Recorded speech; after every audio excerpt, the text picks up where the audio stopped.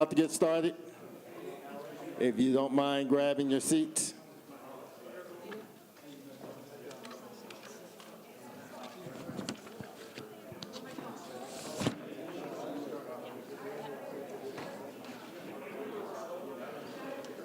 If we can have everyone take their seats, please. We're going to go ahead and get started. We have a live audience waiting on us.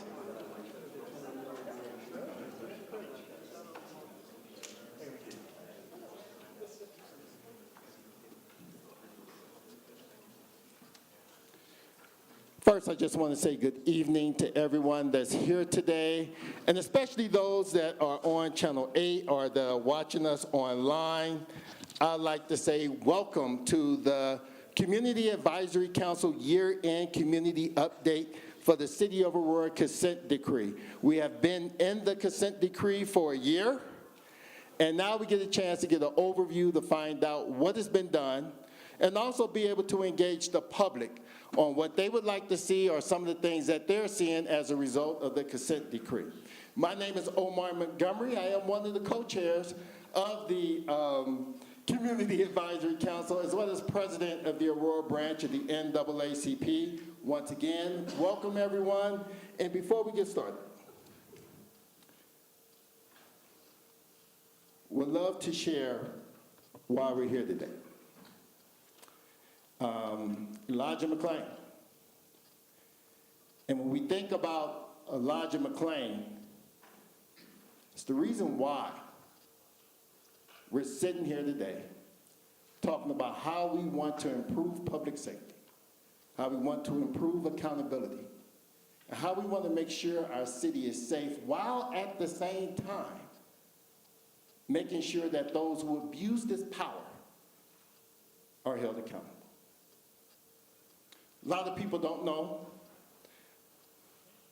I was in high school, got beat by Inglewood police, got put in a chokehold, got hit with a nightstick, and was threatened to be taken to another territory, knowing I could be murdered, all because of a police stop. I had guns pulled on me the day I graduated from college, in front of my mother, by the police. And on the other end of the story, my niece, she's my cousin, but my niece, Ron knows about this, and my wife, was murdered 2 years ago in California. And if it wasn't for the work of some great law enforcement personnel, that person still be walking the streets today. Today, that person's on trial for murder. So there's two sides to the story. So with that, I want to welcome you. I also want to say, you know, when we get to community meetings sometimes, it get a little passionate. And if you've been to some of our past meetings, it gets a little passionate. We have kids watching. We have families watching. We have elders. So what we ask is a few things. One, let's respect the space. Let's respect our audience. Think about the time you're taking if there's an opportunity to ask questions and things of this nature. And let's do all we can to make sure that we're learning everything about the consent decree that you can take back to your community. There'll be index cards. May I have members of the consent decree stand? Not the consent decree, of the Community Advisory Council. And those members are Pastor Reed Heddick, can you raise your name? Jeanette Rodriguez, Maurice Anderson, Melissa Berglund, Maisha Fields, Ron Garcia Ortiz, William Gordez, Becky Hogan, Gianna Horton, Dr. Thomas Mays, and Amy Wise. Can all of you raise your hand? And they have index cards. So the process is going to be, you can write your questions down, and they'll get answered, and Maisha will be moderating the panel, and we'll go with the questions from there. With that, there's another important person that's part of this consent decree, and I have the pleasure of introducing him. our Attorney General, Phil Weiser, who's been intimately involved in all the steps and also wants to make sure that the consent decree is being followed and that it works. With that, he's going to give some opening remarks. Thank you for all the work you're doing, and thank you for the work you've done in regards to the consent decree so that the city of Aurora can have accountability while having public safety. Thank you.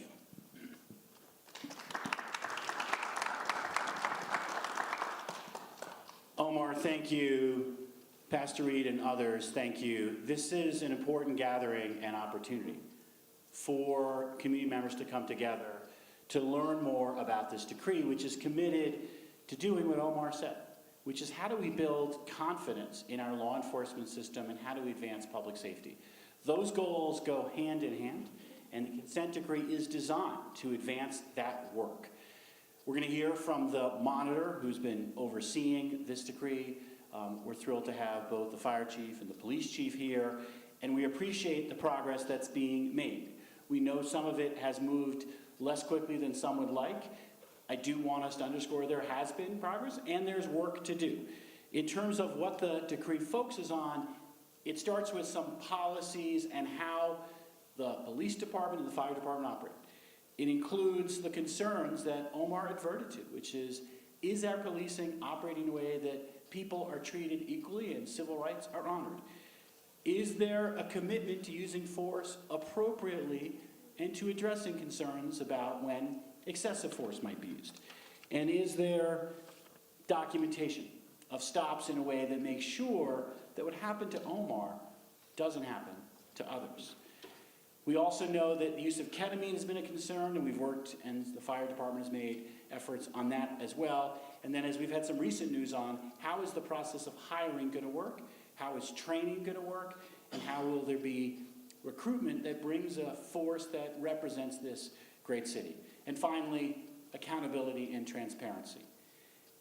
The operations that are being focused on in the early years are going to set a foundation for work to come. And there are milestones the monitor will keep watching that will be publicly shared. The recent report is quite lengthy. How long is it?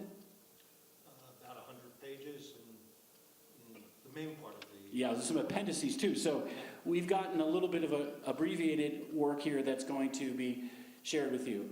I do want to also acknowledge there's been some leadership changes that are part of what we are working with, including a new police chief who's with us and has really shown his commitment to this work. We have a new fire chief, and I believe we now have a acting city manager. Is that the current status? Okay. What those leaders have been committed to is how we have stakeholder engagement to emphasize that you as community members need to be heard from. We need your voices. We need your eyes and ears, and we appreciate your commitment. Let me just give you a quick couple of highlights on some of the work that's happened, some of the work to be done. There are now new policies that have been developed that govern use of force, that govern anti-bias, data collection, and constitutional policing. There is a commitment and policies that will help how we follow the law better and how we ensure that the training is effective. I want to note that this is part of larger work that we in Colorado are doing. One of my other hats is chair of the Peace Officers and Standards and Training Program, called POST. And we're looking at this question about how do we do anti-bias and de-escalation or preventing escalation through programs like ICAP, which is Integrating Communication Assessments and Tactics, or ABLE, Active Bystander in Law Enforcement, and more recently one called EDMIS, Ethical Decision Making Under Stress. We're pleased that Aurora is taking these opportunities and others so seriously, and we as a state know we've got more work to do on all these efforts. We are pleased the fire department has now made a commitment not to use ketamine. They've modified their policies, and that is an important step forward that we would highlight. We also appreciate with the fire department there's now a review team. So if there are chemicals that are used, the idea is to ask what happened and what do we learn from it. That sort of mindset, a learning mindset, is something that we believe is really important for law enforcement. We also recognize one of the issues is there are many people who have mental health challenges who come into contact with our law enforcement system. Are we preparing for those interactions in a way that prevents them from escalating, that enables them to be more productive? There's a lot of work to be done on these and other areas. I mentioned also recruitment is something we know is really important. There's obviously questions about how we target and train more diverse individuals to join law enforcement. There's a lot of this work that we know is ahead. In terms of current projects, let me just note a few that are ongoing. The transparency initiatives that are really committed to, that are going to provide, I think, great benefits. A dashboard that's being worked on that's going to help the public have insight to what's happening. The commitment to ongoing community relations and conversations is critical. Implementing the policies I mentioned above, including the use of force policy. Ensuring that there's effective disciplinary policies so that when people do things that violate policies, there is accountability in that respect. And how can we make sure we're retaining as well as recruiting high-quality professionals to serve this great community? This is a lot of work. And the goal of having a monitor is to have that interactive conversation, guidance, feedback, as well as, hey, you need to keep working in this area here or that area there. In terms of where this all goes, the consent decree has a roadmap. You're going to hear more about that in a little bit. It's meant to be a structure to guide what will be a continuation of steps that are going to build confidence, steps that are going to help advance the culture, and that are going to bring more transparency, more accountability, and more public safety. All that work goes together. It's great to bring the community together, and I particularly want to give a shout out to the advisory members who are part of this process. This takes a team effort, and the engagement here gives me a lot of hope and confidence as to what this team can do. If I am keeping track, our monitor is going to give us some more information next. Is that right, Maisha? Or should I give it to Pastor Reed here? All right. So thank you all very much. Appreciate it.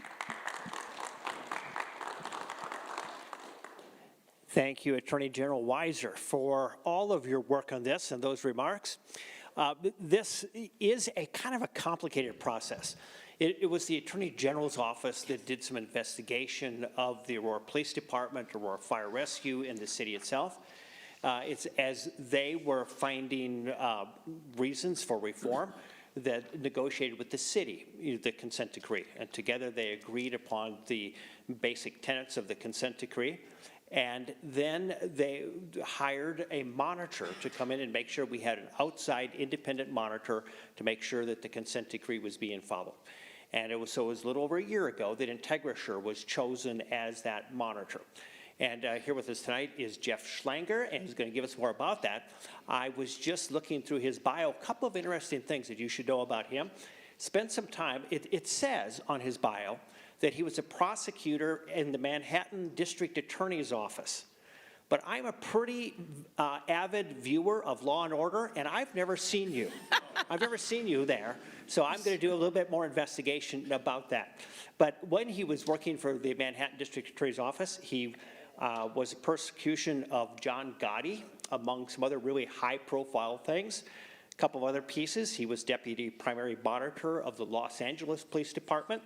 He has worked for and done some investigation for the Tennessee Highway Patrol, the San Francisco Police Department, and the Austin Police Department. In addition, he also was Deputy Commissioner for Risk Management of the New York Police Department. So he has been engaged in a lot of those things, is an attorney, and is an expert in his field of helping police departments get better. And so we will look to you, Jeff, to lead us a little bit through sort of this reporting period. The monitor reports quarterly so far on their progress, and we're going to be taking a look at their fourth quarterly report. And after this report, they go to a semi-annual reports, so it'll be a bit less frequent. But Jeff, come and lead us through this. Thank you very much, Reed. Appreciate. I want to start with the headline, which I think is important, and that is that both APD and AFR are on the right track. You'll hear me talk a little bit later, and the Attorney General spoke, that this is really not a sprint. This is a marathon. The consent decree itself envisions a 5-year process. But as I say, at this point, APD and AFR are on the right track. It's not that we haven't had challenges along the way, but we have a new interim police chief who is committed to the process and understands that the consent decree is really, as the Attorney General said, a roadmap for that process. And that process is to bring reform to this community, to make its police department for its residents all that it can be, and to make each individual officer all that they can be as well. So I'd like to just go over how we got here. Need this, here we go. And as has already been spoken about, in September of 2021, the Attorney General released its report on its investigation into Aurora Public Safety and indicated that it had found that there were several areas which needed attention, including bias policing, use of force, investigative encounters, use of chemical sedatives, recruitment, hiring, promotion, and last, accountability and transparency. On November 16th of 2021, the city and the Attorney General's office, the state, entered into a consent decree. And that means that both sides agreed on certain terms. And that consent decree is a document which contains certain mandates for the department, both the fire department and the police department. We'll go to the next slide. What is the role of the monitor? The monitor essentially has 4 roles in the context of the consent decree. Number 1, we oversee those mandates that are contained in the consent decree. Next, we provide technical assistance. And by the way, it's not just me as the monitor. We have a team of professionals. I commend anybody to go, or everybody, to go to our website, look at the backgrounds of those people. Those are the people who are working for you to make sure that this consent decree gets implemented in the way that it should. So we provide technical assistance through those experts. We engage with the community, and that's how we got to have the Community Advisory Council. It was in Starbucks that Reed and I first met the week that we were here, I think, and we talked about establishing a Community Advisory Council to do exactly what we're doing here. And then lastly, we report out publicly. We report to the parties, we report to the court, and of course we report to the public. This is just the process of assessment. You have the consent decree on top. You have those rings of what our roles are. But in terms of the oversight of the mandates, we did a thing that is called disaggregation, a fancy term for just looking at the consent decree and picking out the individual mandates, writing those mandates down, and then working with the departments to come up with the protocol by which those mandates were going to be judged. And we call that the methodologies to aid in the determination of compliance. So each mandate has its own protocol of, number 1, making sure the policies and training are in place, and then operational oversight as well. And then we report out our findings, as Reed mentioned, first in a quarterly report, which has happened for the first year, and then we will be reporting every 6 months from here until the end of the monitorship. These are the areas of the consent decree. I went over them. We have policies and training, which form the foundation of everything else. Bias policing, use of force, stops and investigative encounters, use of chemical sedatives, recruitment, hiring, and promotion, and accountability and transparency. This is a very important slide and a very important concept, and I mentioned it before. This is a marathon. It is not a sprint. We are in year one of the marathon. We are in policy development and training development, and those are difficult things to do. And I want to thank Chris Jewell and his team for all their work on the policy development. It really has been an effort that took a village, so to speak. Input from experts, advisors that the city brought on board, the city attorney's office. Everybody gets together once a week in a 2-hour session, which we had immediately preceding this, and we talk about policies. In years 3 through 5, once the policies and the training are in place, we will be monitoring operations. We will be out there more often than we are. We're out there some now, but we will be making sure that in fact the policies and the training which have been developed and have been delivered are being followed on the streets. And this is where you come in, and I'll talk about the role of the community in a moment. This is how we communicate progress. We call it our report card. We use what are called Harvey balls: green, right track; yellow, cautionary track; red, wrong track, and different degrees of progression until you get a solid green, which means that that particular provision is in substantial compliance. In this quarterly report that we just delivered, it was published April 15th. It's on our website. I absolutely invite anybody who's interested. It's a long document, but I think it's an important document to read. But we went into certain focus issues. We talked about the renewed efforts to comply with the consent decree under the leadership of Chief Acevedo. We did a recap of the year, and I'll talk about that in a moment. We dealt with the Civil Service Commission and the issue of de novo review, which is included. We published a separate report, but it's also included in the RP4 report. We talked about a number of hiring and promotional issues which had faced the city, which made the news over the last 3 or 4 months.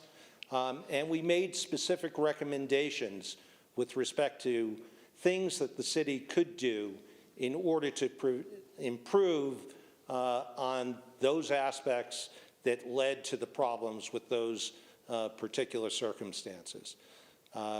So we will be tracking those recommendations. We will work with the city to implement those recommendations or some variation of them. We also included in this report a sub-report from the National Policing Institute on the data work that they are going to be providing us. That will come out in October. They're going to be doing a deep dive on the data, looking especially for whether or not there are disparate findings and whether or not that disparity or those disparities which may exist indicate that there is biased policing happening in any way. And lastly, excuse me, we talked about ICAT training. The Attorney General mentioned that, and that is really important stuff. I attended training. Aaron attended training. We had a third member of the monitoring team attend training, and the training was just excellent. And it deals with de-escalation, and de-escalation especially in the realm of confronting individuals who are armed, but armed otherwise than with a firearm. Just in terms of the highlights, in terms of substantial compliance, of the 70-odd provisions that there are in our methodologies to aid in determination of compliance, 19 mandates were found to be in substantial compliance. 9 of those were AFR and revolved around the use of, or the non-use of ketamine and other chemical restraints. Two regarded how AFR develops its policies.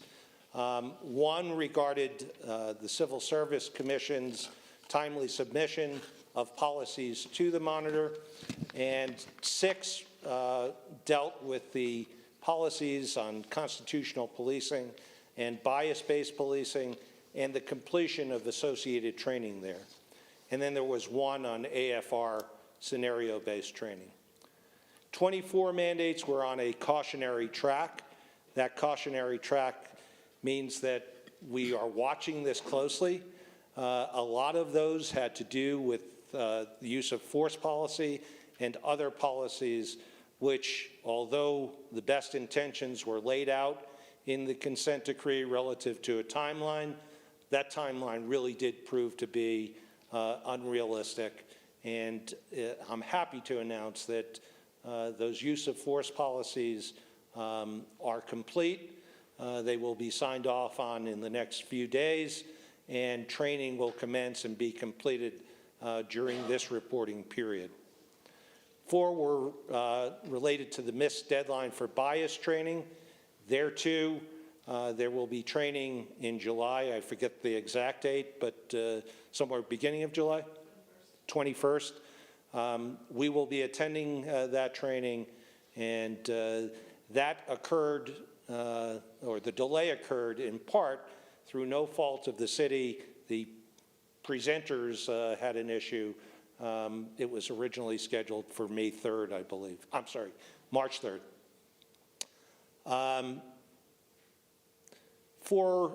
2 were regarding the data systems, and data systems are difficult.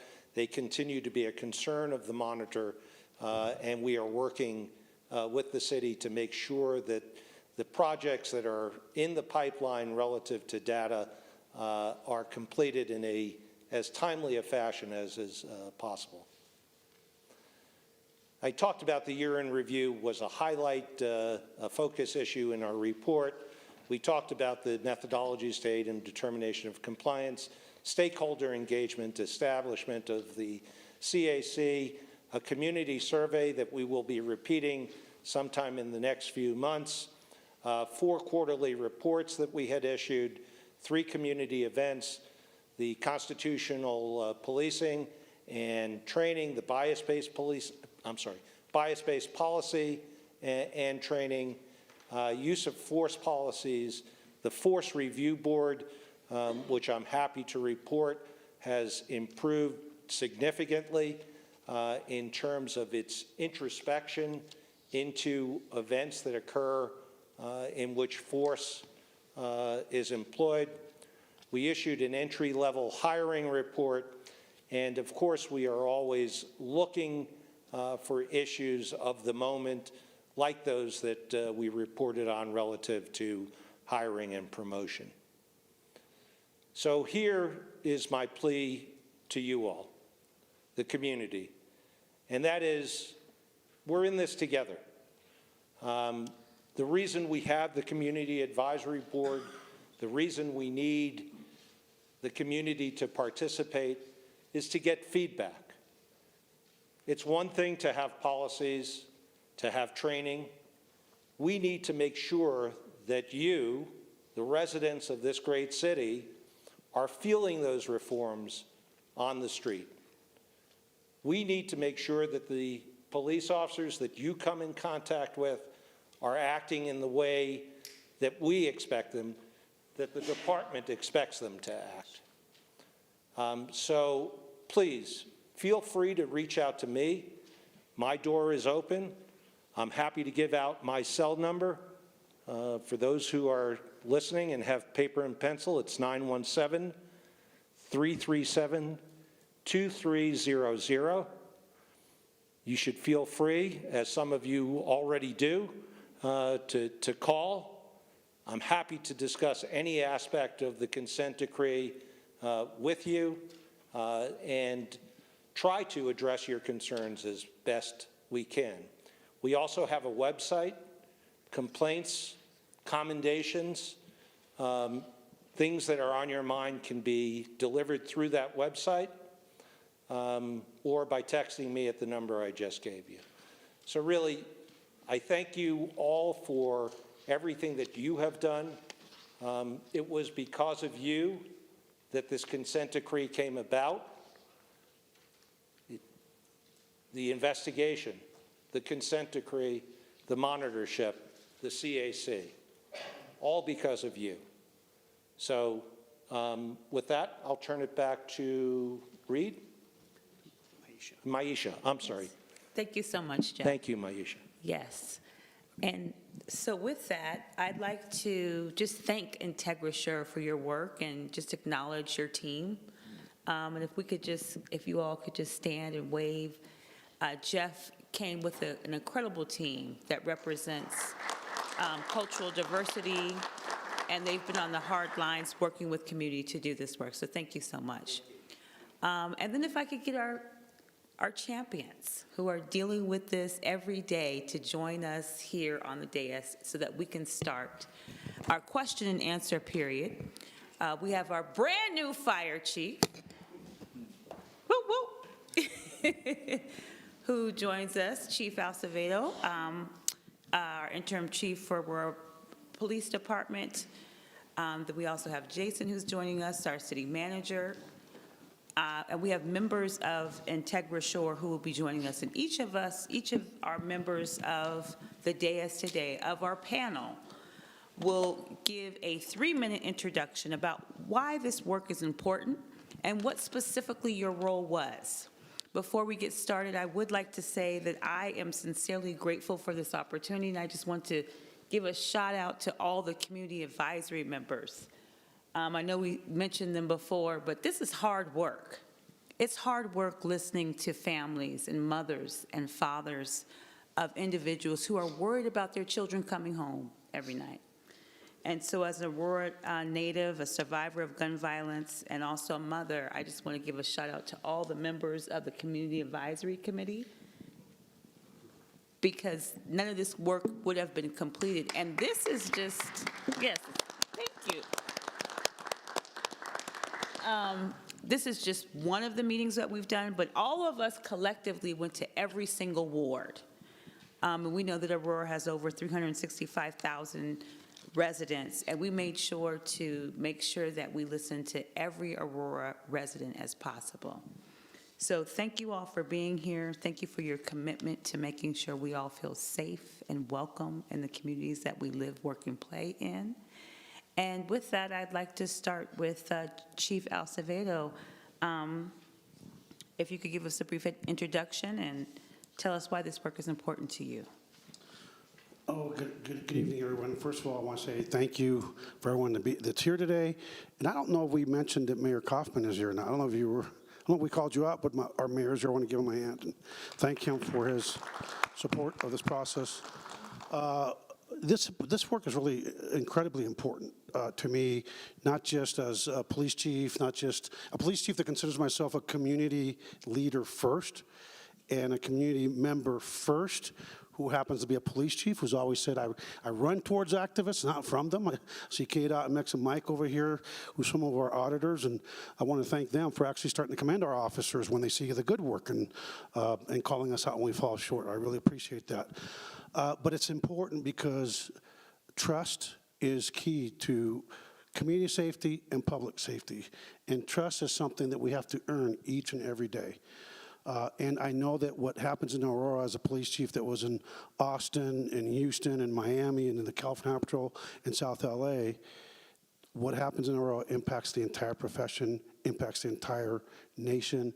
And so when I was called by Jason Batchelor over here and Pete Schulte, who the city attorney's office, and I'd been watching this community, it's a great community, and I want us to become an example of what can be achieved when we're all in. When the community is all in, when the police department's all in, when the fire department's all in, I've got a great partner here with me, when the city's all in, and because I think we're going to set the tone and I think the example for the rest of the nation. So we're all in, and I'm honored to be here.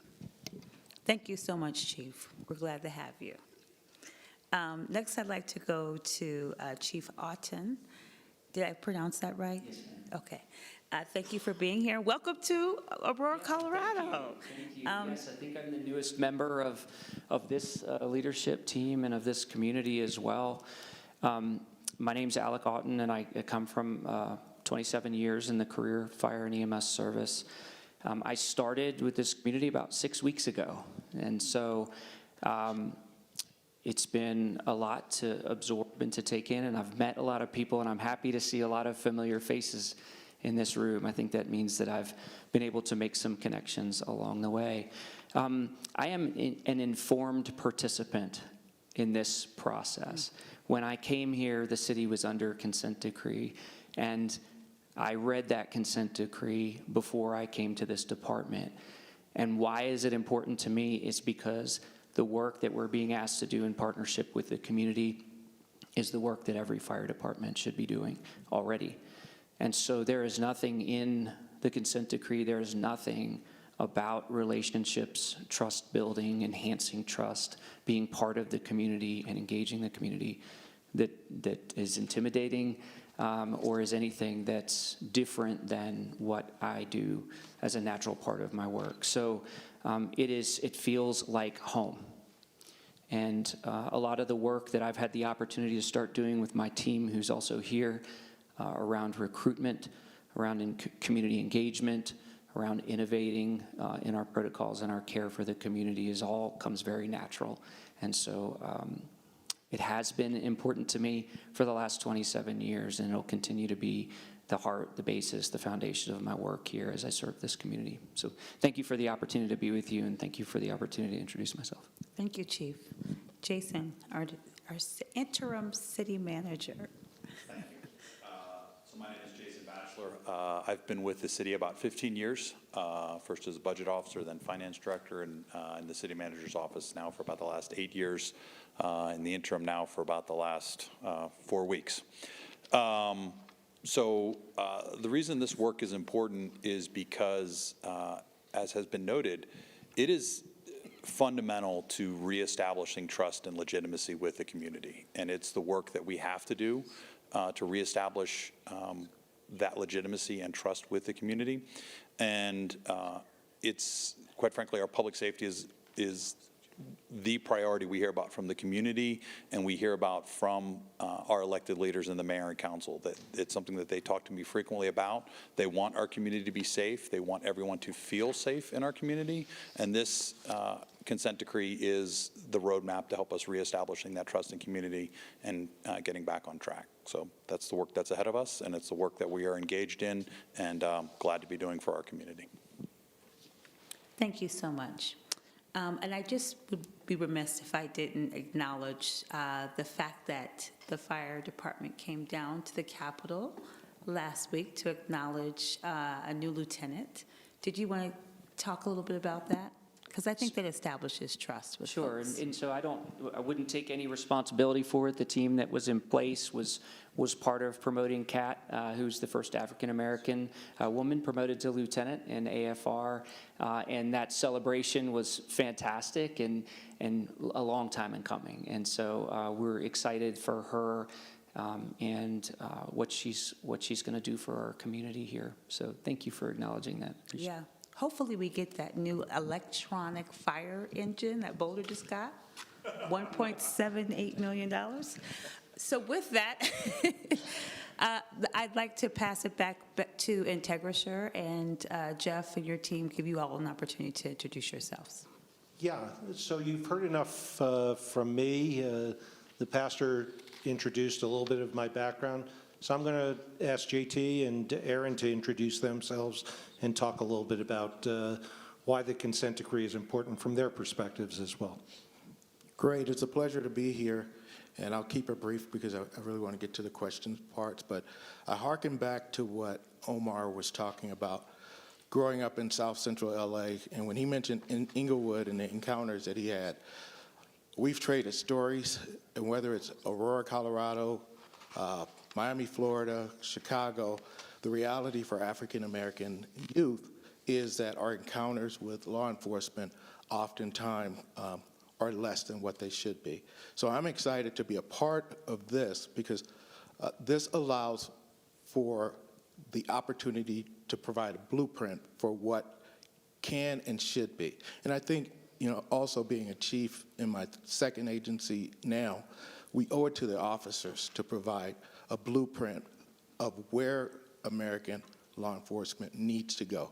And they're hungry for that. And having been on both sides, I can see the realities that there is no better time than now, and there's no better place than Aurora, Colorado.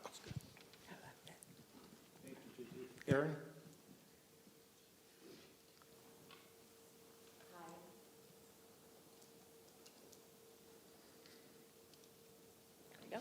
Hi, my name is Erin Pelniak. I'm the Deputy Consent Decree Monitor. It has been such an honor and privilege to work here in Aurora, especially very closely with the Community Advisory Council, who has done a tremendous amount of work, obviously shown by this meeting that they're hosting, but really just continuous engagement. They've engaged throughout the monitorship, so we want to make sure that they're thanked and acknowledged for all those efforts. For me, I'll make it very brief because I know people are excited to get to the questions. I want to echo what everyone has said and what the Attorney General said. The consent decree, I believe the consent decree is definitely a roadmap for Aurora to become the national model for public safety system for all across the country. And it is such an honor to be part of the team to help Aurora and with the rest of our team to kind of get to that goal line. So thank you so much for being here. All right, thank you so much to our panel. Again, we are here as we honor with intention in the life of Elijah McClain. This is a very passionate subject, especially for the community in which we all live, work, play, and raise our children. There will be no cards that will be available. We have various members of our Community Advisory Committee. We want to start with questions from you all, from our community. So if there are questions that you all want to bring forth first, please feel free to reach out to one of these members and go ahead and write that question down on a note card. Let us remember that we want to make this a safe space of intentionality, and that we want to respect the diversity of our opinions. We also have a host of questions that are going to be coming through WebEx, through our online portal. And also questions that have already been previously brought to us through the email thread. If there are other questions, there is a QR code in the back of the PowerPoint, and so you're welcome to submit a question through that way as well. So I will wait for a community question, but in the meantime, we'll just kick everything off with a question that we already was produced to us. From a member of the community, and that is the use of force and bias in policing are hot-button topics. Has the Aurora Police Department implemented training protocols for both, and specifically that's policing and bias? And also, what percentage of folks have been trained around bias in the Aurora Police Department and the Fire Department as well? And if not, if they haven't been completed, can you tell us a little bit why? Yeah, I'll let the chief take the bulk of the question. I can tell you that there has been training all along in these areas. And I think it's important to understand, again, that the policies are being rewritten, that the training is being rewritten. It's not complete yet, so the training hasn't begun yet. I spoke a little bit about the biased training as well, which will be delivered in July. But Chief, do you want to add a little bit to that? Sure. Like the monitor said, we've always had bias training. We've had use of force training, response resistance training. But training needs to continue to evolve, right? I mean, the expectations of the public changes, the law changes, the expectations of the court change, and so we need to continue to evolve with it. I'm just going to online training with the Police One on bias training, community relations. It's online, which I don't really like online training, to be honest with you. But we actually have training coming up in July. We invited you all to have folks participate, the monitor to participate. But at the end of the day, training is great and dandy. But if you have policies and you have training, you also have to have accountability, and you have to hold people accountable for following the policy and the training.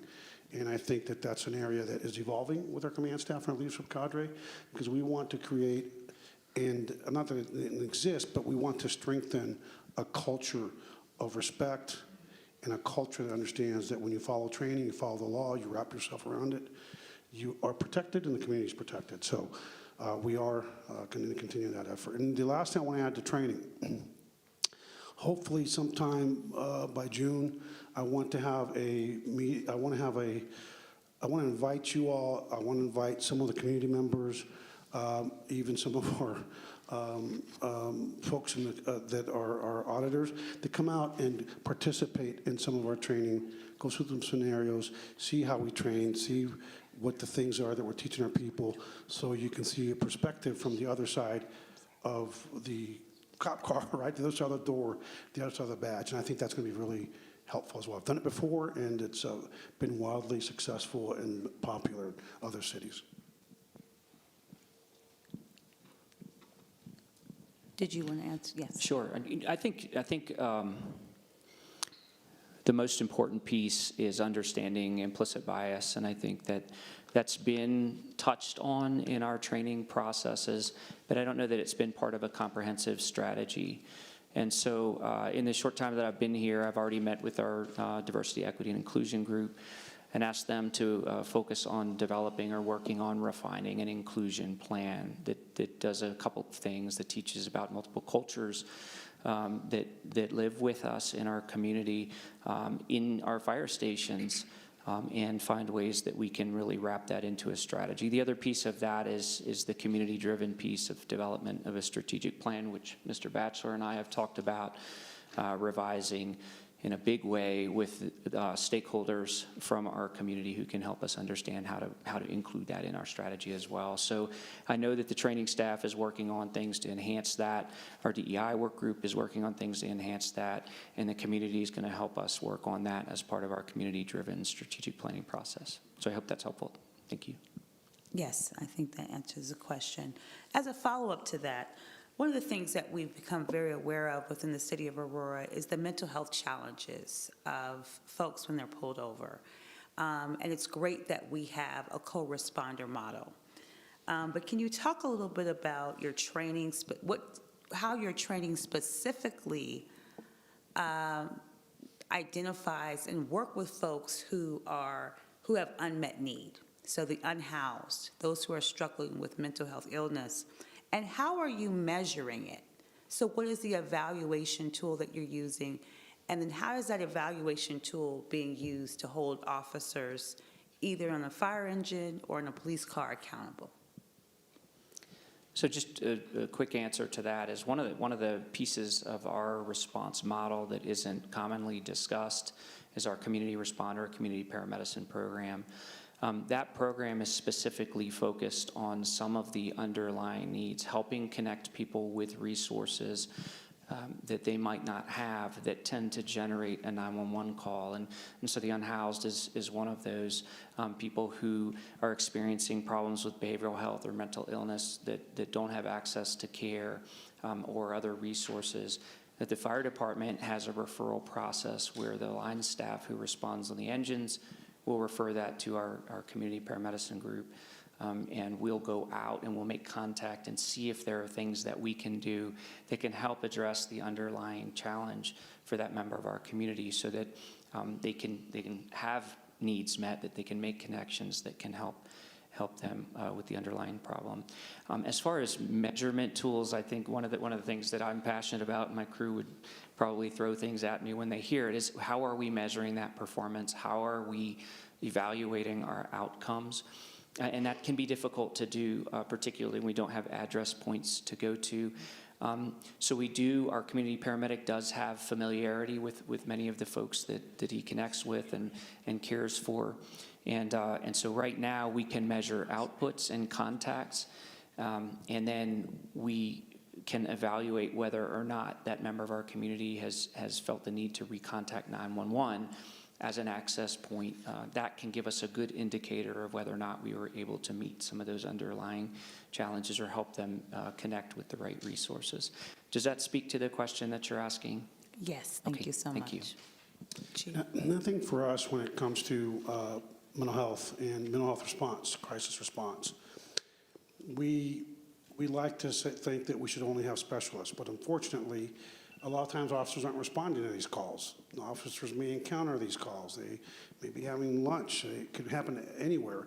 So I think we have to be very intentional in terms of having our co-response teams where you can send them on the front end, but that doesn't mean you give a pass to everyone else in the department. If you're wearing this uniform, you need to be well-trained and you need to be competent in terms of handling mental health and people in mental health crisis. I will say, and I don't want to, my brother, the fire chief, I've been at the legislature, actually spent a lot of time with one of my favorite senators. I think he's one of your favorites the last couple of weeks. And, you know, one of the things I've been talking to the members is, you know, it is mental health crisis. And I think that we should really discuss a greater role for the fire services across our country, where maybe they can get additional training in these areas and maybe even be able to do M1 holds. People love a firefighter. People don't usually love a police officer until they actually need us sometimes. So I think that that's a further conversation down the road. The other thing for me is we have an unhoused population that, you know, continues to grow in our region. I'm very proud. This is Heather Morris, our new deputy chief here that I worked with me in Houston, helped me kind of reform a lot of things in that department. But we had a homeless outreach team that was phenomenal. It was a learning site. And we would actually, as a police department, help transition folks off the streets. Because it takes time. It takes building relationships. It takes building trust. And when we don't, right now our PAR unit probably is a big part of dealing with that population, but our PAR teams are they have so many things being thrown at them, they don't have the bandwidth. As we build capacity with more hiring now, that thank God, thank you, Attorney General, thank you everyone that is going to give us the opportunity to actually hire our own team. I believe that in the next 12 months, we'll be able to build enough capacity in terms of the new hires that we will be able to have a dedicated homeless outreach team that will put in the work, the long-term work and you know how we're going to measure success by the number of people the police department helps bring into that pipeline and helps get off of the streets and into supportive housing and eventually to independent living. So I think you'll be seeing that. Hopefully, I'm looking at Chris Jewell, who's been doing a phenomenal job with this.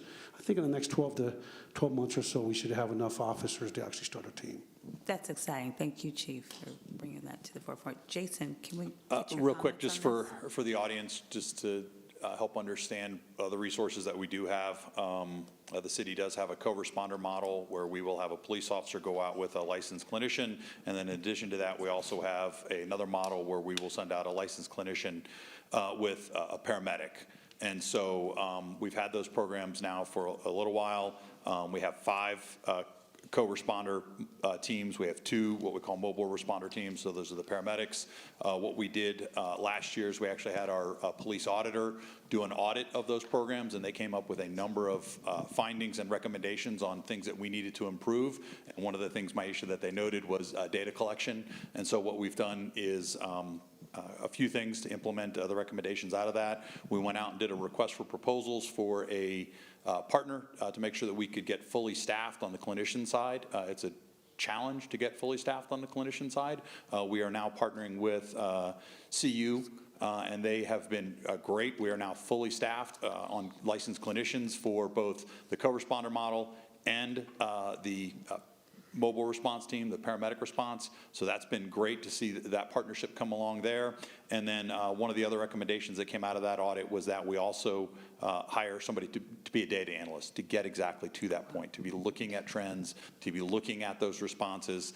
So we're in process of hiring that person, bringing them on. And then the final one I'll highlight is it all starts with that call to 911. And so that's one of the audit recommendations, was that we look at how do we identify those calls coming in to get the right resource to that person in crisis, and as the chief said, in a mental health crisis. So how do we get the right resource at the right time to them? So we're looking at our dispatch protocols, we're looking at the different resources, we're looking at how do we take advantage of the new national mental health crisis lines, so that we can, again, get the right resource to the person in crisis. So that's just information and background.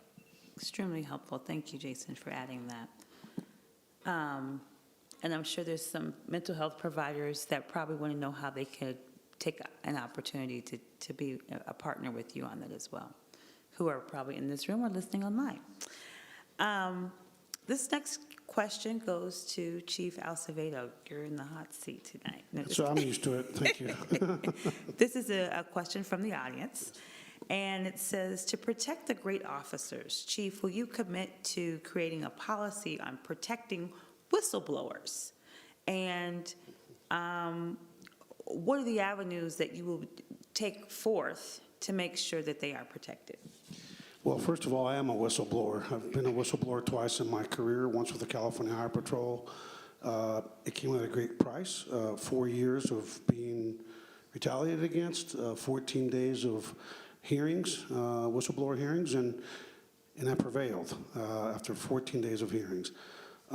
So it's personal for me. I believe that whistleblowers should absolutely be, number one, protected. I think they're protected by state law, they're protected by federal law, and they're protected by city policy.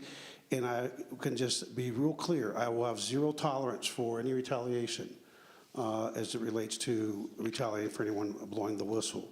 You think about the thin blue line. I actually had a disciplinary hearing not too long ago where a young officer did the right thing and reported a supervisor. And that supervisor basically retaliated against that individual. And I can just tell you right now that individual kind of survived that day, but a person that does that while I'm the chief of police will not survive. You will be terminated. We are actually going to put together a disciplinary matrix, which is kind of like a bail schedule. I think it's important, right? People need to know, here are the rules, here are the expectations, and here's what you can expect. And when it comes to retaliation for whistleblower, for protected activity, the retaliation, zero tolerance for, more than likely end up being termination on that, especially if you're in a supervisor or management role. So hope that answers the question, because I have, again, if you want to see any of my hearings, my hearing report, I have it. It's a public document I can send to you. Thank you so much, Chief. This next question goes to our acting city attorney, city manager. I always do that, sorry. Interim. You just made the Pastor city Reed. attorney very nervous behind you when you said that. What was that? Come to the panel. Jason, with city council members actively speaking against the consent decree and need for it, how do we ensure that they don't derail the work that the fire department and the Aurora Police Department wants to do? And I'll let you start with that question, but both chiefs, you're welcome to take a shot at this as well. Well, can I start with that one? Could I, Jason? Well, I'd like Do for you want Jason to Jason? start Okay. first. Yes, thank you. So I think I've not heard council members speak out against it. I've heard them ask concerns about what are the impacts of it, and then when I'm able to explain to them that this is a roadmap and then what it means for us, I've had nothing but acceptance from them in terms of knowing that the good that it's going to do for us. So I have heard concerns from them. Then once I'm able to explain what it actually is, I've not had pushback from council when I've had those discussions. So beyond that, I would say that this is a legally binding decree at this point. We've entered into this. It's in a court. There are mechanisms that will ensure that we're compliant, and I think our goal and our challenge is to make sure that we are fully compliant in the timelines that are laid out in that, and that's what we're going to do. Thank you. And, I think, again, I was going to say ditto. I thought you were going to call down. Alex, you just got here. I think the only guy that's been here less than I have is Alex. Alec, you don't know sometimes what is a consent decree. It's something we've never experienced as a city. And I think that lack of a clear understanding probably led to hey, we're not sure we want this, right? It's kind of like medicine. You don't know what it's for, you don't know what the symptoms are, and you don't know what it's going to treat. I can just tell you I've been here for 5 months. I have a reputation of being a reformer, and across, without exception, every one of those seats back there, from the mayor to if there's any sides of the aisle, both sides of the aisle, there is a singular focus on achieving success as it relates to the consent decree. And I think the more they understand that tool, the greater the support. And I think that we're all rowing in the same direction, which makes our lives a lot easier as leaders. Thank you. I would just offer that in the short time that I've been here, I've not heard any resistance to it from staff or city elected leadership. And I'm not sure what happened before I came related to that, but I feel very supported in our efforts, and I think it's easy to articulate why this is a great tool, and I'll take any opportunity that connects me with the community that I'm charged to care for. And so I have not seen or experienced that as a barrier. That's awesome. I think the community has heard that we have access to everyone's cell phone numbers tonight. You like that joke? Okay. So anyway, the next question, is can you please give us an overview of the anti-bias DEI training for APD and AFD? Is it required for everyone in the department, including civilian employees? And what specifically have you learned after you completed the training? So Yeah, go ahead. No, thank you for the question. I think that's great. I am aware that we have a training program. It is not a training program that I have been through yet. I have spent a lot of time building those programs. The Building a Better Team program that I released in my previous role was about multicultural training and training on implicit bias. It was about understanding unconscious and implicit bias and how to not allow any kind of implicit bias to make its way into your management or care for a community. And so as I mentioned before, I've had conversations with our DEI work group, getting them activated to be able to participate more in developing training and a strategy for sharing with our workforce. I do know that we have that training, but I couldn't give you the details of it, and I would offer, if you're okay with it, Mark, our training chief. When do you plan to go through training? When do I plan to go through training? Yeah, when is your planning date to go through DEI That's a great training? question. As I said before, I developed the training for our previous work. I was a contributor to the development of the fair and But partial. what date? Oh, Is it this month? Is it next month? this month it is? All right. This month is my commitment Okay. to you. Thank you.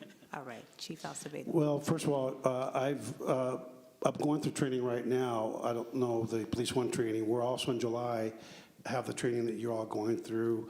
And the DEI, to me, it's not about training. It's about mindset, and it's about action. It's about actually practicing what you're learning. I've been a champion for diversity and inclusion my entire career. That's going to be part of our organizational philosophy, fairness, right? Everybody wants a seat at the table, and everyone wants to be able to have an opportunity. Having said that, we'll do our training in July that I'm making all the executive team and the command staff go through together. And yes, you should go through the training whether you're sworn or non-sworn. One of the biggest mistakes police departments make is they don't invest in enough training for their professional staff. And quite honestly, if the person has the wrong heart or the wrong mindset or doesn't understand their own biases, they may send you to 30 hour extensions because they don't want to help you. So in our department, they just found out right now that we're going to be doing it for everybody. We might have already been doing it, but I doubt it because most departments don't. It's really important training. But it starts with admitting that the one condition that is 100% guaranteed to every human being, regardless of nation and origin, regardless of anything, we all have biases. It's just we're an imperfect condition. So, yeah, that's where we're at. That's great. So thank you for the details from both of you all. I know you're in the hot seat. But is there a date that you all have decided for both of your staffs, for the police department and also for the fire department, that all training must be completed by this date to be in compliance with the consent decree? I'm a nurse practitioner, and I know that I can't step my foot back into a hospital if I don't complete my trainings. And so have you all been talking about that? And then what is the date that you've determined for your departments to say that you're serious about this, because this is something the community is important? It's Well, I important to the start- community. For us, we want to get it all done this calendar year, but we want to make sure that the training that is valuable, training that adds value to the organization, and training that's effective. And sometimes we think we know best. That's why we're inviting you all and other folks to the training in July, and we're hopeful that I want to make sure it's the right training. So until we're all comfortable with the quality of the training, the content, and think that's what we want as a community, then our goal will be to get the entire department through before the end of this calendar year on the training. Thank you. So I'm And told I'd by like our to invite you too, Chief. I'm told, I'm told by our training staff that we'll be done by the end of this calendar year, but we're never done. Absolutely. As we are constantly recruiting, constantly turning over, we have a retirement and attrition rate of about 20 people a year, and we recruit about 20 people a year to fill those positions. So this is an ongoing, this is a living thing, and it's a continuous part of our strategy for training our personnel. All right. So we have another question that's just come in, and it is, have there been an increase or a reduction in reported police abuse complaints? You know what, so that's a great question. Because most of we were just discussing this, the monitor and our team. Right now, the very, very, very vast majority of complaints, just I would say 90, I don't know the percentage, but it's very high, are internal. It's conduct that we are calling out. It's conduct that we are finding, and it's conduct that we are initiating the complaints. And so the question is that we were asking, is it easy enough? Is it hard to file a complaint in our department? Is it easy? Is it hard? And I'm hopeful that it is a good indication that we're headed in the right direction. That people see on the news. I mean, the Sentinel just did a report on us that was actually a positive report. We're very happy about that. But at the end of the day, what's really important for the community to know, you are our eyes and ears. You are the eyes and ears of this community, of this police department. If you don't complain, if we're not doing it right, then those bad officers win. And I think community trust loses. So just let us know if we're not doing it right. By the way, also, we're doing a good job. Report the good job as well. Just one thing, we will be taking a deep dive this reporting period into the disciplinary process, into the complaint process, and making sure that complaints that are coming in from the public are properly addressed within the department. It's one of the reasons that I stress the need to reach out to the monitor to essentially duplicate the filing, if you will, of any complaint that is out there or any complaint that you've heard about. We want to be able to follow up and make sure that that complaint is being addressed appropriately, as I know the police department does as well. Thank you. If I could just Yes. say one thing, I know that question wasn't for our agency, but one of the things that I think Chief Acevedo and I have really been active in is management by walking around. I think both of us recognize that that there are folks in our community who either don't know what that complaint process looks like or aren't comfortable moving through that process. And so being present in the community at ward meetings and making connections and being accessible, I think, is very important and an important way to have collateral lines of circulation that help us understand where there are areas for improvement. I know that's been a priority for both of us as well. Thank you so much, Chief. This next question goes to our city manager, interim city manager, Jason. Folks want to know a little bit more about bias training and DEI training that's occurring within the city and the municipality, and also within our city council members. Can you tell us a little bit about your process and if you've also went through training and your staff and other members of city council and their rural municipality? So yes, so the city has an Office of Diversity, Equity, and Inclusion, and so they have conducted training for the senior leadership team, and we've been through that training. It's probably been a year ago, 18 months ago at this point for me, so it's been a while. Probably due for a refresher, as Chief Otten noted. It's something that's constant. One of the approaches they took, and I think you heard the chief reference this, is it's a small office, and so one of the things they've done is they've identified sort of what they call a champions model, where and it's a very large city, so they're working with the departments to identify champions in each of the departments and then give them the resources and ability to sort of conduct that training in their department and sort of make that training appropriate for each of those departments. And so that's something that's been going on. I think you heard Chief Otten talk about it. Our AFR has a very strong DEI champions in their department. And so that's how we've conducted that. And so I hope that answers the question. Thank you so much. Getting a lot of questions, just got 4 right now, actually relating to how does community engage with your offices? Is it a process in which we have to wait and see something on TV, or we have to, actively pursue information and invites? Or within each of your departments, are you actively reaching into community leaders? You talked just very briefly about community champions, even within your own department. How do you reach out to communities? How do you respond when folks are reaching out to you and saying, I was abused, or I was threatened, or I felt uncomfortable with an officer, or a city employee, or a firefighter, or a paramedic? How do you respond to that, and how does community tap into that opportunity to lend their voice and also be a part of the process to solve solutions? Well, for me, it's, first of all, I think the work is done on the street. So, I'm most effective when I'm out of my office and out in the community, working with the officers, going on patrol, seeing with my own eyes, hearing from folks what's going on, opening the door to our critics, our supporters, whoever wants to come and visit. My email is very public, and I'm very crazy about responding to email most of the time.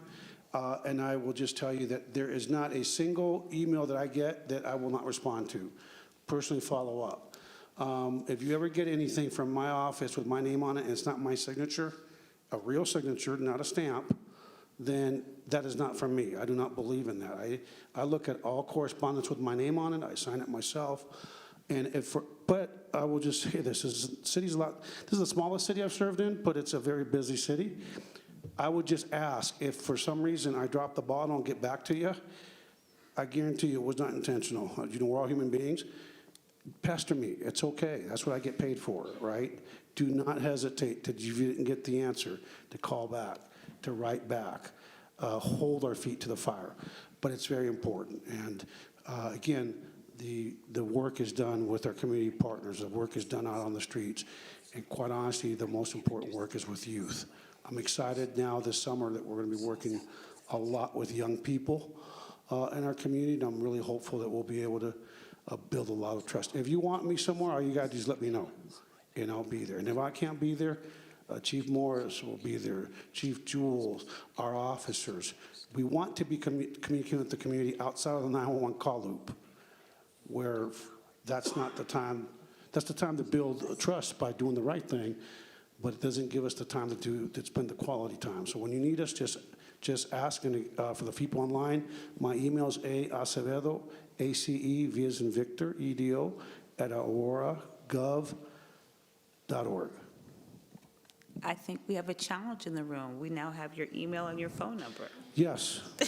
I give it to everybody.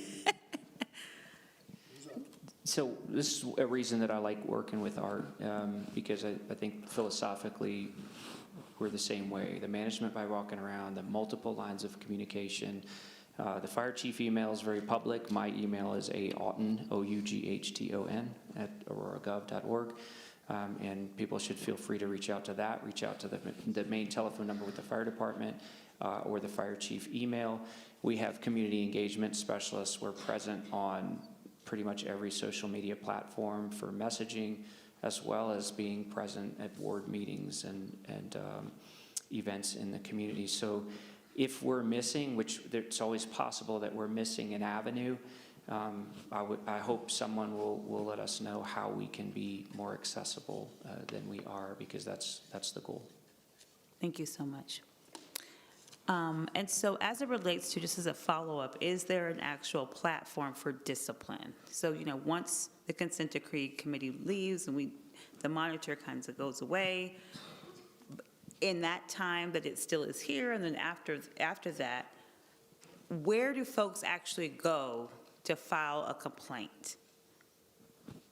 Well, they can go on our website, they can go to the police department's website, and they can file a complaint or accommodation. They can go to any station, they can call any of our facilities, and the expectation is that individual, whoever answers, asks for a supervisor, they should take the complaint. The best place, though, truly is on the website, at a station, or internal affairs. So you can call internal affairs directly. Quite honestly, I just give you my email, or you can send me the complaint as well. And Chief, are all officers required to give their card out? That is actually state law, which is something I'm always handing out cards. So I'm running out of cards, so I'm gonna have to write them in, I think, because the printing isn't the quickest in the world. So that's required by state law when we're out in the field, is to handle. We're just having that conversation, right? Chris?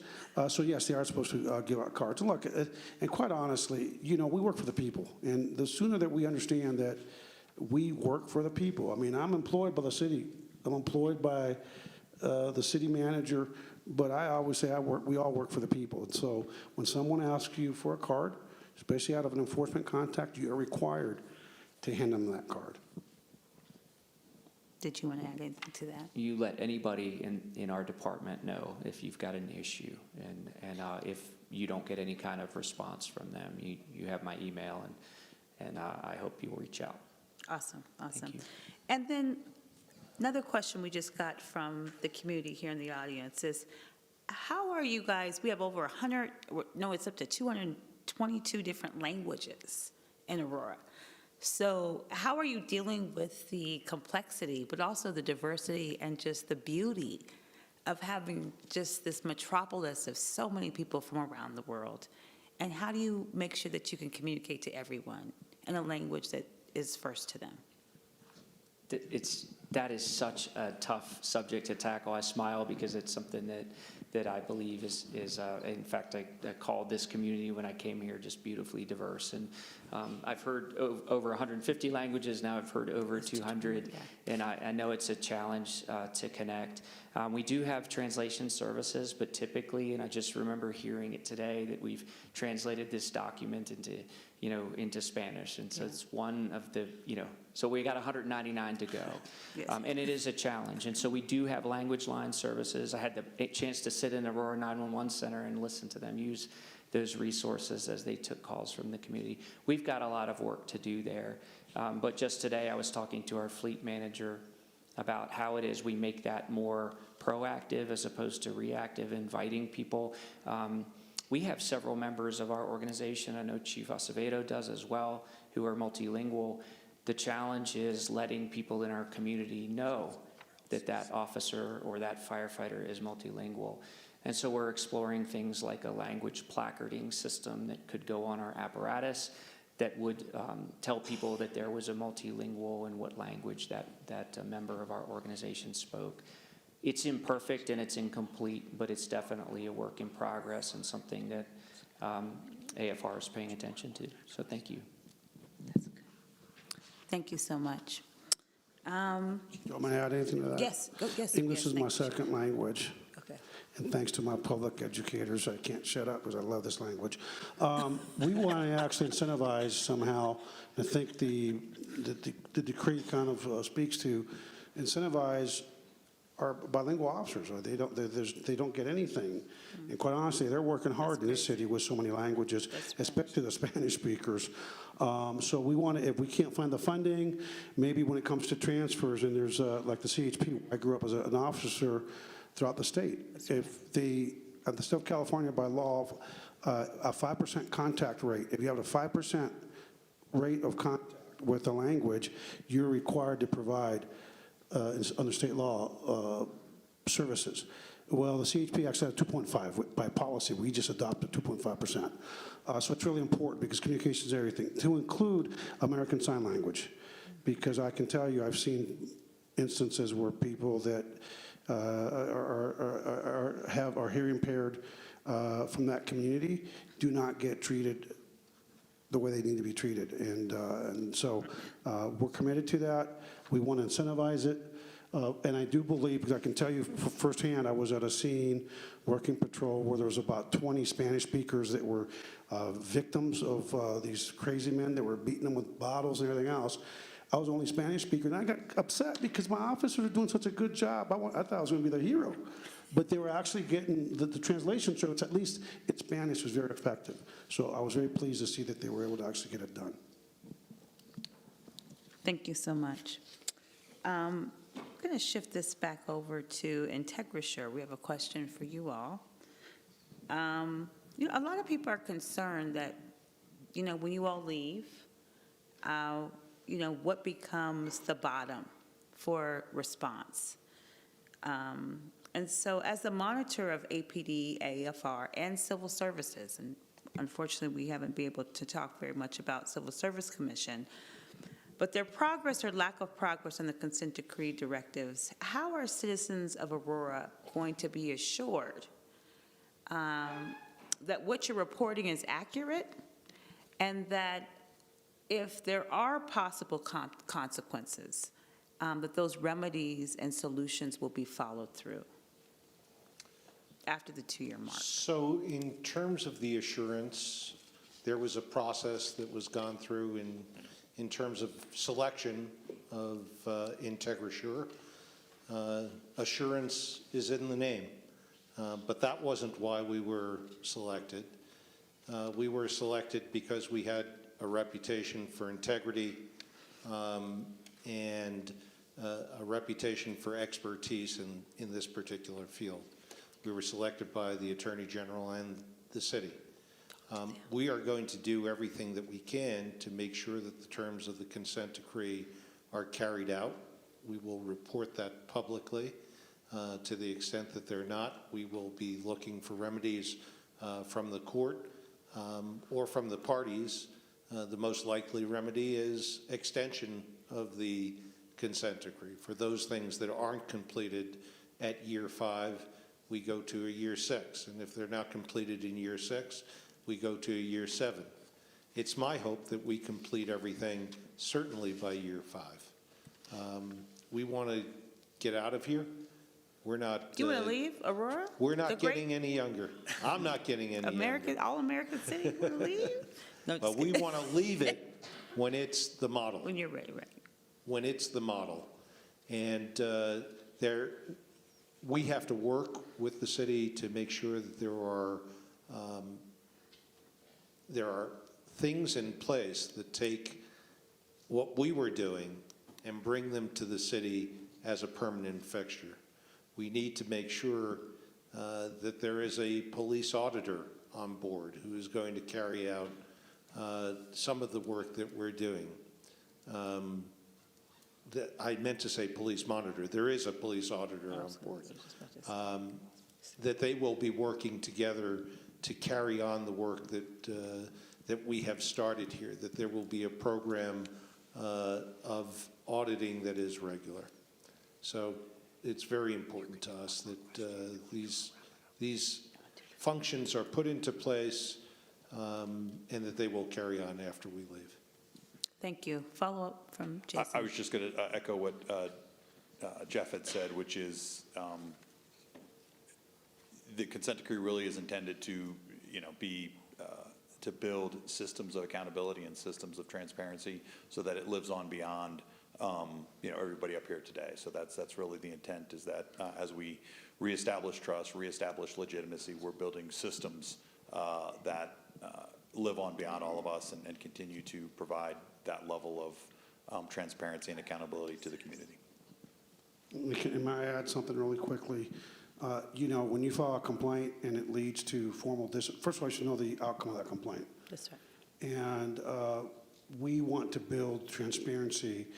We're in the process of building a transparency portal to be able to put policies out, just everything. I mean, data belongs to the public, including our disciplinary memos that really, that helps build trust. And I think that transparency piece, remember that just if it's a public document and it's related to discipline, why should the public have to wait to put in a public records request or whatever, core, or whatever we call it here, when we should just simply, as public, go to this, and civil service may be a really good place to have it as well, where you put hey, what happened with that guy that, we saw doing something really inappropriate? We know he got disciplined, or she, we don't know what it was. Well, that memo should be at the civil service website where you can just go and get it. Quite honestly, because we don't have that, but it's coming. And I think City Manager Batchelor just talked to us just yesterday. I think we found a solution. And I think the community's been very pleased with the transparency that's coming on those issues. Awesome. Last question of the night. And this goes to our fire chief and to the police chief as well. We know that through this consent decree process, Elijah McClain was eventually murdered because he was overdosed by ketamine. What has been the replacement drug that the fire department is now using as its tool on its tool belt to sedate and to minimize harm to patients and those that you interact with in Aurora? Thank you. So we use a drug called droperidol, and it is, my understanding is that it has less of a neurological effect that interacts with some other toxins that could be in someone's bloodstream. The other piece of that is that our review of use of that sedative is comprehensively reviewed by IntegraSure, by our team, and by the monitors team. So I think those things will be are substantial changes and will help us manage those calls better and monitor those calls better. And so have all officers within the Aurora Police Department and the fire department been trained on this new drug, its adverse effects? And is that a part of their training in addition to DEI? All of our staff has that is able to use it, our paramedic corps. Yes. Okay. We don't administer drugs other than Narcan, and so I think that the most important piece is the police department's role. We're there first, and when you look at the videos of Elijah McClain and our officer, I think, misclues that they needed to approach that situation a lot much differently and speak a lot differently. When that young man says, "Hey, I like you guys, I'm shy," I mean, it just pierces your heart. And I think the training that we're doing in de-escalation and recognizing individuals that you need to approach differently, so we never have to call the fire department, so we can keep the situation calm, so we can de-escalate, is the most important part. Because no matter what drug you're using, no drug is 100% guaranteed. You just never know. So the better job we can do to de-escalate, to calm things down, then they can be used to go to heart attacks and other places where they're needed with their resources. So we have to do better. I think we are doing better. And are we going to get the chance to do a closing before we leave? You said that was the last question. Is there something I really want to say to the community? Okay, I guess this is a closing. One of the things, I think that this department's a great department, but I think it's a department kind of like LAPD before you ever went there, before Bill Bratton came there. We stopped looking outward. And we think we have all the answers here. And what you find out is no one has all the answers. And if we're not a learning organization, we end up going down, not up. And I want this community to know that we're doing business differently from internal affairs in terms of the way we approach. We're no longer waiting to see what happens with the criminal case, where the burden of proof is beyond a reasonable doubt, right?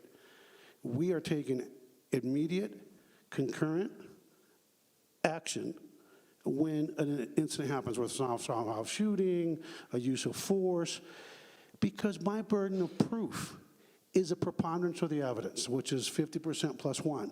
I really don't care what the DA does. That's the DA's. I can't control the DA. I can't control the AG, but I can control our department. And because we've changed that, we've had, in 5 months that I've been here now, 3 cases that no criminal charges. One case they did file criminal charges. 2 of them, they waited. One of them they waited, and another one, we are moving forward. Because what happens is if you wait for the criminal charges, it might be a year, it might be 2 years, it might be 3 years, and the community does not get resolution. We are moving forward. The use of force involving former Officer Haroon, he's no longer a member of this department because the day before he was supposed to come into internal affairs, he resigned. In the fast processes, he'd still be a member of this department. So if you don't think that we are going to do the right thing, you'll never know unless you let us know when we're not doing the right thing and give us an opportunity to do it right. And to the officers that may be listening, because I guarantee someone watching, if you do the right thing, we're going to support you. We're going to support you. It doesn't matter what people think. It's what the evidence shows, and it's what the facts are. And I know that the majority of them are doing the right thing, just like the members of the community know that the vast majority are doing the right thing. So thank you to the volunteers. Thank you to my brother from the NAACP and your board. I'm getting paid to do this. The good Lord up above, Pastor, is helping you all. But thank you all for being our partners, because without the community partnership, we just can't be effective. So thank you for having us as mayor. Thank you for being here with us tonight. And I would be remiss if we didn't recognize Mayor Kaufman. Thank you for all that you're doing on this issue and being present. Yeah. So I'll pass it, and we can just do closing remarks from everyone on our panel. Brief closing remarks. The time is 9. I just would like to reiterate, Aurora has a rare opportunity at this juncture in American policing to be the model for agencies across the country. And agencies, including my own, we're looking at it. And the progress and the engagement should be replicated. And thanks for allowing me to be a part of this. First of all, thanks to CAC and all of you who are here, both in person and via the web. I echo what the chief and what JT have said.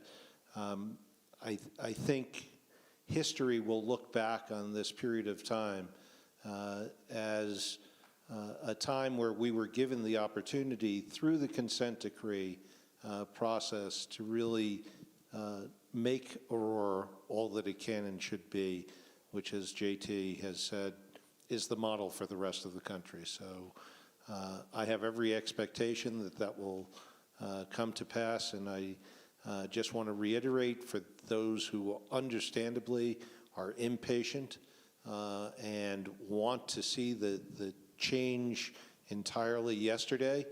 I get it, but it is a process. It is a marathon. Keep thinking of that slide. Year 1 out of 5, we're on our way and we're running hard. So thank you for the opportunity and for the questions. I would offer that the consent decree is a critical document for the success of this agency, but I would commit personally to so much more. I think there are plenty of areas where we can build trust and connection with the community that we're charged to care for. So in a lot of ways, it's a starting point, but I think there's a lot more that we can do as a department to connect with our community and to hear our neighbors and the folks that we care for. So I would look for not just compliance with the consent decree from our organization, but more than that, going beyond that. So thank you for the opportunity to speak tonight, and thank you for the questions. Thank you, everyone, for being here tonight, both here and at home. And I would just ask you to continue to work with us, help us to improve these departments. We're committed to that improvement. We're committed to the change, and just continue to work with us as we get better over the coming years. Thank you. So I think I'll end it with, for us, we understand this is a fluid, evolving process, and for the monitoring team, if you want to let us know how we can better engage with this beautifully diverse city and how to raise awareness of the work that's being done with the monitorship and better engage with the community going forward, please. We do mean it. We want to hear from all of you, so we look forward to hearing from more of you as the monitorship progresses. So we want to thank the Community Advisory Council for making this happen tonight. Thank you for the moderator for making this run so smoothly. And I know that Ron's going to touch upon it, but for any of the questions that weren't answered tonight, they'll be collected by the Community Advisory Council. The monitor will publish all questions and answers on our website by next Tuesday, and so that'll be available for the rest of the community members who want to hear the answers to their questions. Thank you. On behalf of the Community Advisory Council, thank you for being here this evening. I would ask us all if we could just take a collective breath. A lot of information tonight, both technical and adaptive, and if you could just take a collective breath with me so we can center some humanity in this space. Thank you. We have heard a lot of technical and adaptive, the what, the how, but I really want to recenter us back in the why. And I think the why was really beautifully illustrated by the spirit of Elijah McClain earlier this evening. Our why is, in my opinion, and the opinion I think of our Community Advisory Council, really rooted in hope, right? In hope and being able to make sure that we understand humanity. This is about people. It's about community. So at the end of the day, we thank you. We thank all of our panelists. Maybe our chiefs need another collective breath, maybe after this. Thank you so much for leaning into space and for your accessibility, because this matters. As a Community Advisory Council, please know, all online community and the community that is here in person, we are here. We're available. Our job is to be ambassadors to elevate and amplify your voice in this process, and to be able to make sure that we are part of the accountability measure and the conduit to make sure that we can communicate what is happening throughout our communities and with the humanity and the people within our communities. One piece that we do want to offer, we have listening sessions that we're offering through the Community Advisory Council. If you have any community organizations or any groups that you would like for our CAC to visit and have this interaction with, please reach out to us either on an index card or find a CAC member. We would love to come see you. In fact, on May 11th at 6:30, our Northwest Aurora group at Moorhead Recreation Center will be holding a listening session. So that's an example of how you can engage in this work. We also have our next ward meeting on that same night, Ward 4. And in the back of your packet, I know it's been mentioned a couple times, you can access auroramonitor.org here, and all of our information is there as we move forward. All of the questions that weren't answered will be answered, what are we thinking, on the website by next Tuesday. Again, we thank you for being here. We will be around just to answer any questions afterwards. Thank you, panelists. Thank you, community. And have a great evening. Safe travels. Good job, Pastor. Thank you. I love you. I got your back.